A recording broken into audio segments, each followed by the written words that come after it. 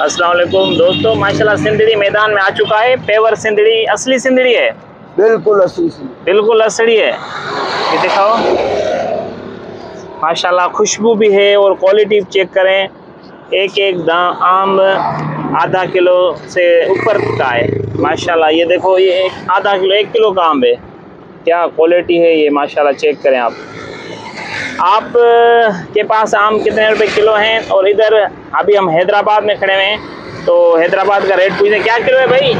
200 चला रहे हैं, 200 चला रहे हैं, 180। कुछ कमी पेशी? कमी 170 खाएंगे, 150 हो जाएंगे। 10 किलो नहीं होंगे। चलो, ये भाई बोल रहा है 170। माशाल्लाह 170 में पेवर आम है।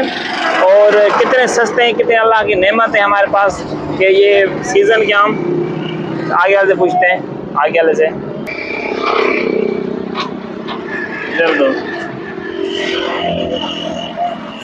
वाह, क्या माशाल्लाह, क्या क्वालिटी है आमों की। एक एक आम बिल्कुल पेवर आम है। क्या किलो है भाई?